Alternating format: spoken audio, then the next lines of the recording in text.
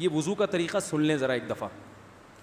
وضو تو سب کو ہی کرنا آتا ہے, لیکن جو صحیح پراپر سنت طریقہ ہے نا اس سے لوگ وضو نہیں کرتے. نماز کا طریقہ تو بڑا لمبا ہے, اب وہ تو پوری کر کے دکھانا پڑے گا نا, تو وہ پھر کسی اور وقت انشاءاللہ. وضو میں جو ہے نا لوگ کیا کرتے ہیں, بہت زیادہ ہو گیا ہے, چھوٹے بچوں کا اور بڑوں کا لحاظ, یعنی تھوک اور ناک وغیرہ کپڑوں میں بدن پہ لگ جائے تو پاک ہوتے ہیں, نہ پاک ہوتے ہیں.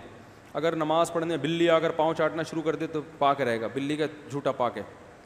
تو کیا ہوا, وضو کا جو طریقہ ہے نا لوگ کیا کرتے ہیں عجیب, نارملی تو سب صحیح کر رہے ہوتے ہیں لیکن جو صحیح سنت طریقہ اس کو فالو نہیں کرتے. طریقہ یہ کہ آپ نے ہاتھ دھونے کے بعد بائیں ہاتھ سے نلکا کھولا, سیدھے ہاتھ میں کیا لیا, پانی لے کے نلکے کو فوراً کیا کر دیا, چلو میں پانی لے کے. لوگ سمجھتے ہیں نلکا کھولنا تو سنت ہے, بند کرنا سنت. ارے بولو نا یار, نہیں ہے. تو کلی تو سیدھے ہاتھ سے کرنی ہے نا, تو الٹے ہاتھ سے آپ کیا کر دیں گے, نلکا بند.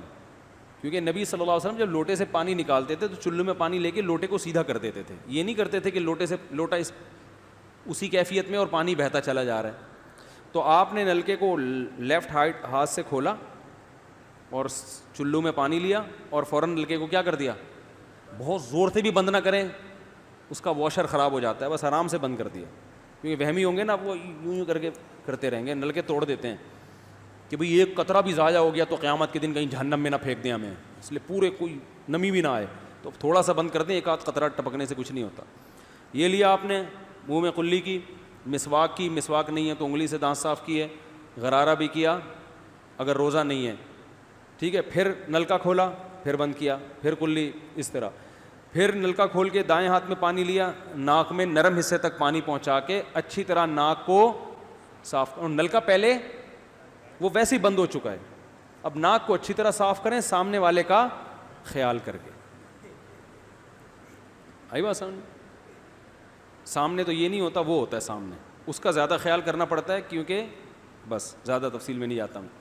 تو چھوٹی انگلی سے اچھی طرح ناک کو صاف کیا, اس کی رطوبتیں نکالی, ٹھیک ہے.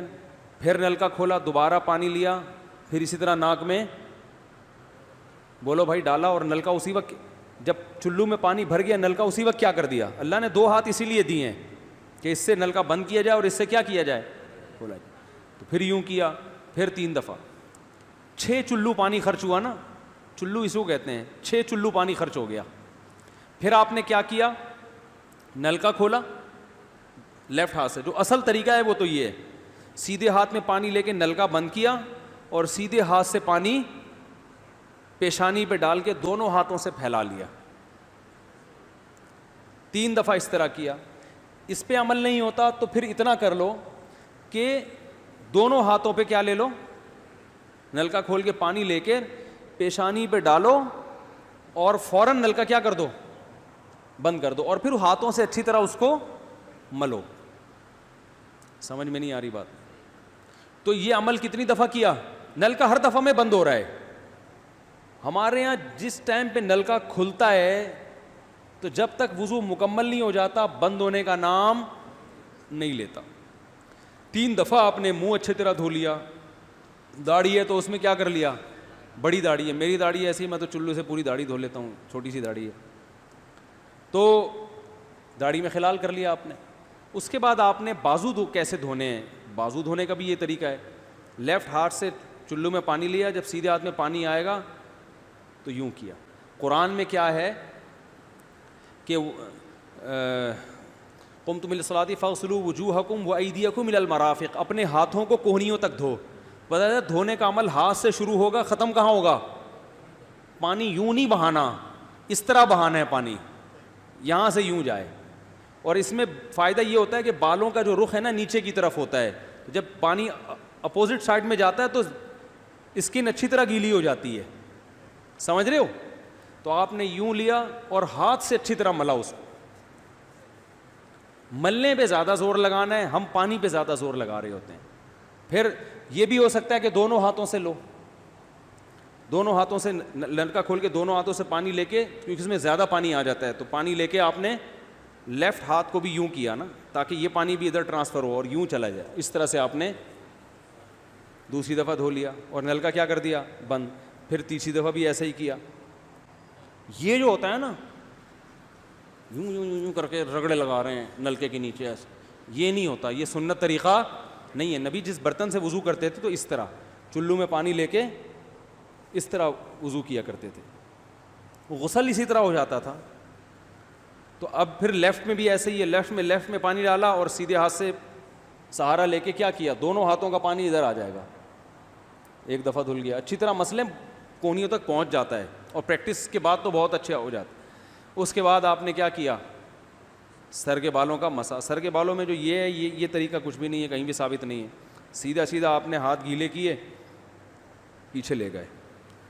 ایک حدیث میں صرف یہاں تک آتا ہے، ایک حدیث میں واپس لانا بھی. تو دونوں طریقے ہیں مسا کے، صرف پیچھے لے جاؤ یا پیچھے لے جا کے پورے سر پہ ایسے ہاتھ پھیر لیا، کیا ہو گیا سر کا مسا. پھر انگلیوں کا، وہ کانوں کا، الاذنان من الراس، حدیث میں آتا ہے کان کس میں سے ہیں، سر میں سے. کیا مطلب، اس کے لیے نیا پانی لینے کی ضرورت نہیں ہے. کان کا مسا کیا اور کانوں کی لو کا مسا کیا. گردن کا مسا بہت اختلاف ہے اس میں. احناف کے ہاں سنت، احناف بھی نہیں کہتے، افضل ہے، بہتر ہے. سنت کے لیے جتنی مضبوط دلیل ہونی چاہیے وہ گردن کے مسا پہ نہیں ہے، اس لیے احناف کا بھی فتویٰ یہی ہے کہ بہتر ہے کر لو، سنت نہیں، زیادہ زیادہ اس کو مستحب کہا جائے گا. تو گردن کا مسا کر لیں تو بھی ٹھیک ہے، نہیں کریں بولو بھائی ٹھیک ہے. لیکن یہ جو یہاں کا مسا نہیں ہوتا، بعض لوگ پوری گردن کو یوں کر کے لا رہے ہوتے ہیں، ایسا نہیں ہے. تو گردن کا مسا یہ جو یہاں سے کیا جاتا ہے، یہ پچھلے جانب سے ہمارے حضرت اس کے قائل نہیں تھے. وہ کہتے تھے مسا جہاں بھی شریعت میں ملتا ہے یہاں سے ملتا ہے. تو ان کی رائے یہی تھی کہ اگر گردن کا مسا کرنا ہے تو گدی، گردن نہیں گدی کا مسا وہ یہاں سے کر لے. لیکن یہ کوئی نہ سنت مؤکدہ ہے نہ کوئی زیادہ تاکید ہے اس کی، کوئی کرے ٹھیک ہے، نہیں کرے تو بھی ٹھیک ہے.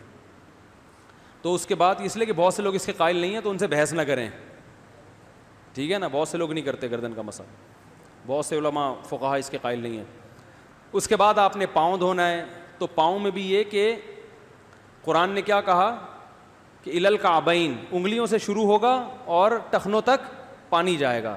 تو انگلیاں رکھیں نلکے کے نیچے اور لیفٹ ہاتھ سے اس کو اچھی طرح کیا کریں، دھوئیں اور انگلیوں کا خلال بھی کریں. تو بہت چند سیکنڈ میں ہو جاتا ہے یہ کام.